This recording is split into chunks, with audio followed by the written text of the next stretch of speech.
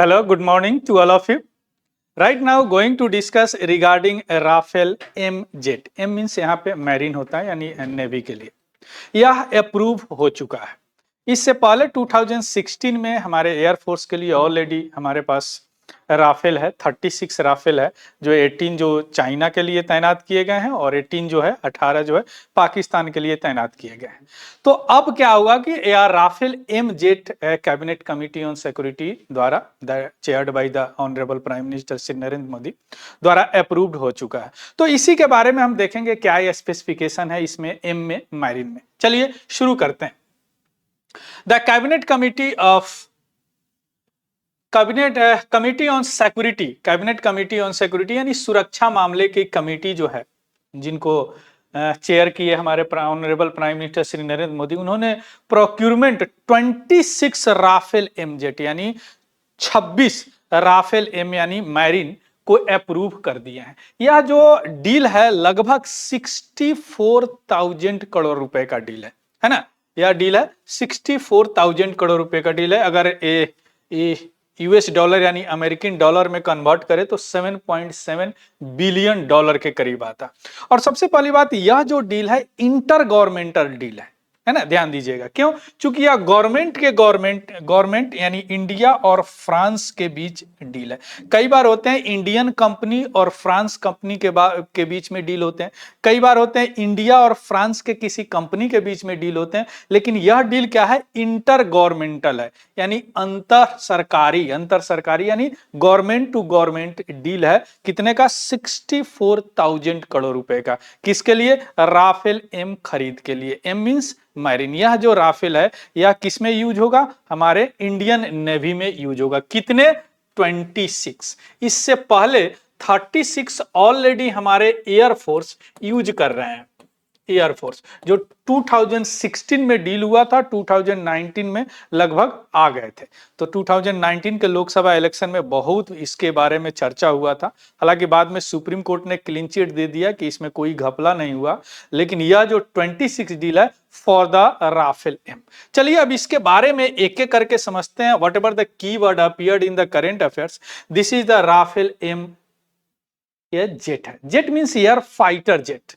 Jet means air fighter jet. और fighter jet का यह कौन सा जनरेशन है? याद कर रखेंगे, 4.5 जनरेशन है। 4.5 जनरेशन। क्लियर?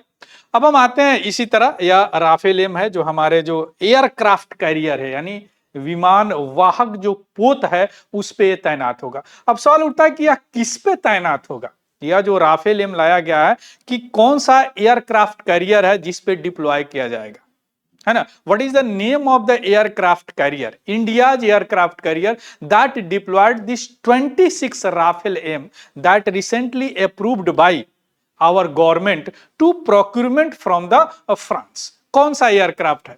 तो वह एयरक्राफ्ट क्या है? आईएनएस विक्रांत है। आईएनएस विक्रांत पे यह जो राफेल एम है वह डिप्लॉय किया जाएगा। और आपको जान के आश्चर्य होगा कि INS Vikrant is the India's first indigenously developed aircraft carrier that commissioned in 2022 by our honorable prime minister in 2 September 2022। यह कमीशन हुआ नरेंद्र मोदी द्वारा। यह बनाया किसने है? कोचिन शिपयार्ड लिमिटेड कोची में। और किस प्रोजेक्ट के तहत बना है? The name of the project is the indigenous aircraft carrier in IAC-1। Clear? तो यह जो राफेल एम है मैरीन है, यह लिया जा रहा है किस पे डिप्लॉय करने के लिए? आईएनएस विक्रांत पे। और आईएनएस विक्रांत क्या है? इंडिया का फर्स्ट इंडिजिनियस यानी पहला जो है स्वदेशी तकनीक से बनाया हुआ एयरक्राफ्ट कैरियर यानी विमान वाहक पोत है। क्लियर? आ गया समझ में? So that is the deployment on the Indian navy aircraft carrier INS Vikrant. तो यह कहां डिप्लॉय होगा यह भी समझ गए। अब right now, so this is the INS Vikrant, और this is the INS Vikrant when the commissioned by our honorable Prime Minister Narendra Modi on the September 2022. Next is the INS Vikrant that deployed this Rafale M. Right now aircraft specification, इसकी विशेषता के बारे में थोड़ा सा हम देखते हैं और डिलीवरी के बारे में, या कब तक हमारे इंडिया में आ जाएगा, क्योंकि डील तो अप्रूव हो चुका है। सो द प्रोक्यूरमेंट, या जो प्रोक्यूरमेंट है, या इसमें 26 में 22 है, that is the single seat Rafale M jet, जो सिंगल सीट होंगे। एंड आउट ऑफ 26 22 क्या हो गया, सिंगल सीट। एंड 4 जो है वह ट्विन सीट ट्रेनर वर्जन होंगे, क्योंकि यहां पे आने के बाद सिखाया जाएगा इस जेट को चलाने के लिए, तो ट्विन सेट होंगे, जो ट्रेनर होगा वह सिखाएगा, ट्रेंड करेगा, है ना। डिलीवरी वह 37 टू 65 मंथ के बीच में होंगे, जब कॉन्ट्रैक्ट साइन हो जाएगा, अभी तो अप्रूव हुआ। और ऑल एयरक्राफ्ट डिलीवर्ड बाय 2031, और 2031 तक यह डिलीवर हो जाएगा। और इस कॉन्ट्रैक्ट में क्या है, ऐसा नहीं कि केवल डिलीवर हो जाएगा, वीपन भी साथ में है, सिमुलेटर भी साथ में है, क्रू ट्रेनिंग भी है, इसको चलाएंगे उसको ट्रेनिंग किया जाएगा। And also the 5 year performance based logistic support package including this contract, इस कॉन्ट्रैक्ट में जो अभी अप्रूवल हुआ है कैबिनेट कमिटी ऑन सिक्योरिटी के द्वारा। Clear? So these are the what we call here in the aircraft specification and delivery, किसका, Rafale M का। एंड आर्मामेंट एंड कैपेबिलिटी की बात करें कि कौन कौन से हथियार इस पे इस्तेमाल, इस फाइटर जेट है तो क्या क्या चलाएंगे, तो यह जो राफेल एम जेट है ना, that equipped with the advance weaponry, जैसे यह देखिए 160 M39 160 M39 एंटी सीप मिसाइल, यानी यह सीप को मारेगा, इसका रेंज होगा 70 किलोमीटर लगभग।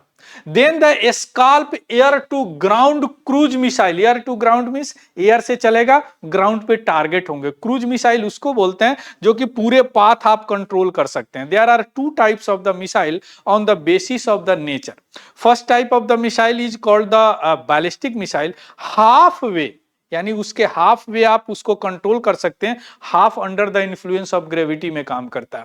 बट क्रूज मिसाइल को पूरे पाथ आप कंट्रोल कर सकते हैं। बैलिस्टिक मिसाइल प्रोजेक्टाइल में चलेगा, यहां से चलेगा, ऐसे जाएगा, एक प्रोजेक्टाइल बनाएगा और टारगेट को अचीव करेगा।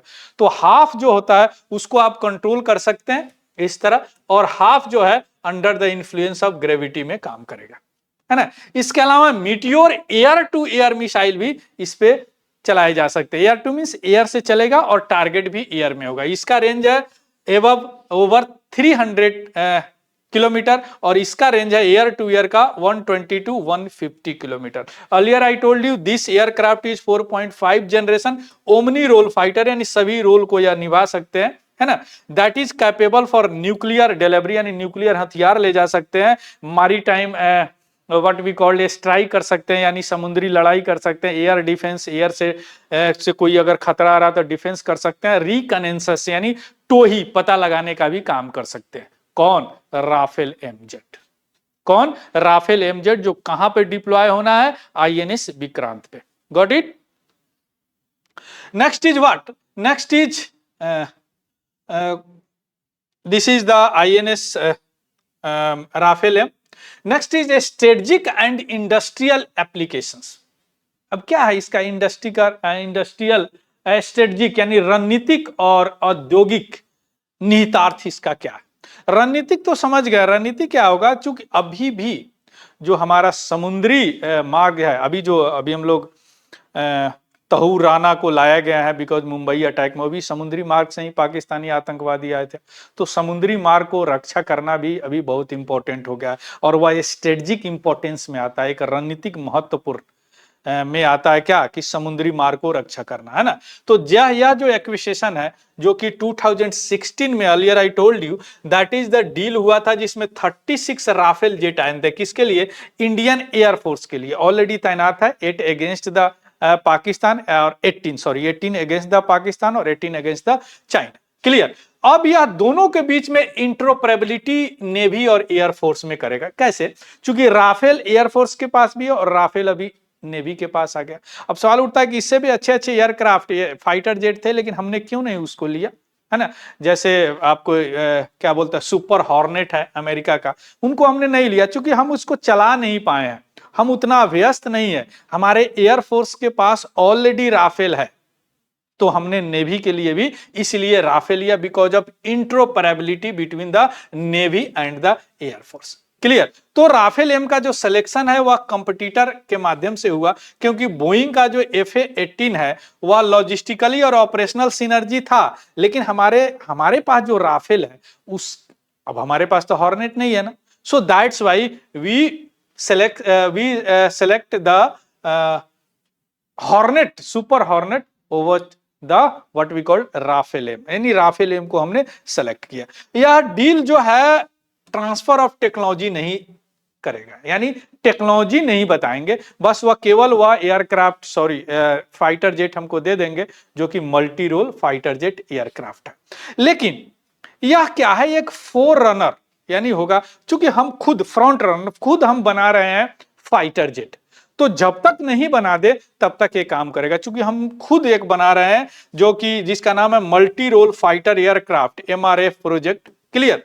जो कि 114 यानी 114 डोमेस्टिक रूप से बना रहा है, या जब तक बनता नहीं है तब तक ये काम करेगा, बन जाएगा उसके बाद तो मेरा अपना हो जाएगा, इंडिजीनियस हो जाएगा। Clear. Next is what the, इसका डिफेंस कॉन्टेक्स्ट देखते हैं, यानी रक्षा का संदर्भ देखते हैं। तो देखिए अभी तक तो इतना समझ गए होंगे कि that is the Indian navy में अभी जो है MiG-29K फाइटर है, जो कि अभी बहुत सारे रिटायर भी हो चुके हैं और बहुत सारे फेजिंग आउट में भी है, रिटायर होने वाले हैं। तो वह तो जगह फाइटर जेट तो चाहिए हमारे विमान वाहक पोत पे, तो उसका कमी ये पूरा करेगा। So that's why we acquisition the India approved the acquisition of Rafale M. Clear. और दूसरी बात कि हम खुद एक डेवलप कर रहे हैं twin engine deck based fighter, जो कि डेवलप कर रहे हैं, तो उसको डेवलप करने तक ये भी काम करेगा। क्लियर। अब इस इंक्लूड में जो अभी कॉन्ट्रैक्ट हुआ है इसमें इंक्लूड है जो 36 लिए थे हम, जो डील हुआ था 17 में, उसका भी कुछ स्पेयर कुछ इक्विपमेंट भी इसमें इंक्लूड है इस कॉन्ट्रैक्ट में, जो अभी अप्रूव हुआ है हमारे कैबिनेट कमिटी ऑन सिक्योरिटी द्वारा। Clear. So this is all about the Rafale marine jet. Clear. This is very very important for your defence technology, very very important for your defense technology. So thank you, have a good day and happy learning. Thank you.